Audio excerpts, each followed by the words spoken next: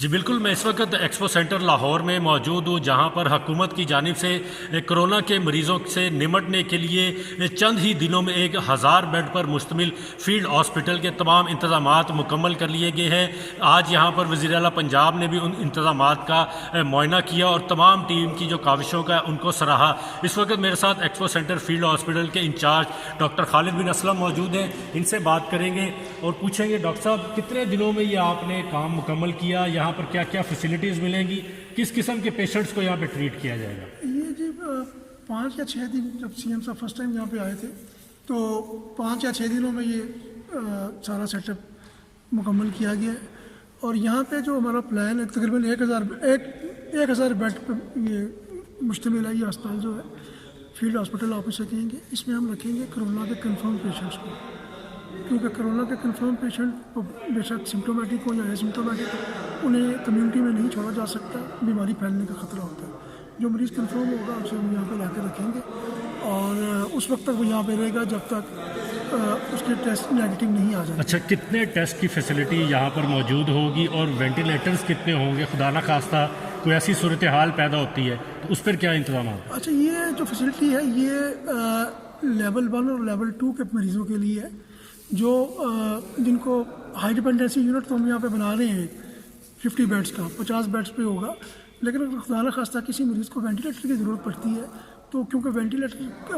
کے لیے ہم اس کو جو اسپیشلائز ہمارے ہاسپٹل ہیں شوکت خانم میں 35 بیڈ کا ایک آئی سی یو وہاں پہ انہوں نے اسی مقصد کے لیے رکھا ہوا ہے۔ باقی جتنے دوسرے میو ہاسپٹل ہے، جناح ہاسپٹل ہے، بڑے اسپتال ہیں جہاں پہ انٹینسو کیئر کی فیسلٹیز ہیں، وہاں ریسکیو کی ایمبولینس کے ذریعے جس میں کہ ایک ٹرانسپورٹ وینٹیلیٹر موجود ہے، اس مریض کو وہاں شفٹ کر دیا جائے گا۔ اچھا، کتنے ٹیسٹ آپ ڈیلی یہاں پر کرنے کی صلاحیت رکھتے ہیں؟ اچھا، یہاں پہ ٹیسٹ سیمپل لیں گے ہم، ٹیسٹوں کی فیسلٹی اس وقت جناح اسپتال میں موجود ہے اور انسٹیٹیوٹ آف پبلک ہیلتھ میں موجود ہے، تو یہاں پہ ہم پیشنٹ کا سیمپل لے کے جس کا ہم سمجھیں گے کہ اس کو کرونا ہو سکتا ہے، یہ جو ہمارے ایڈمیٹڈ پیشنٹ ہے اگر دوبارہ ان کا ٹیسٹ لینا ہے، سیمپل لے کے ہم جناح ہاسپٹل یا انسٹیٹیوٹ آف پبلک ہیلتھ میں بھجوائیں گے، رپورٹنگ وہیں سے ہوگی ان کی۔ اچھا، تو آپ مطمئن ہیں کہ یہاں پر اگر خدا نہ خواستہ کوئی ایسی ہنگامی صورتحال پیدا ہوتی ہے، مریضوں کی تعداد بڑھتی ہے، تو یہ ہاسپٹل اس کو کیٹر کر سکتا ہے؟ سر، میں نے جیسے پہلے عرض کیا کہ 1000 تک مریض یہاں پہ اکاموڈیٹ ہو سکتا ہے۔ اگر خدا نہ خواستہ اس سے زیادہ نمبر بڑھا تو باقی ہمارے دوسرے ہاسپٹلز ہیں وہ ابھی باقاعدہ مریض کب سے آنا شروع ہو؟ آج ہمارا یہاں پہ آؤٹ ڈور شروع ہو گیا اور پیشنٹس نے آنا شروع کر دیے،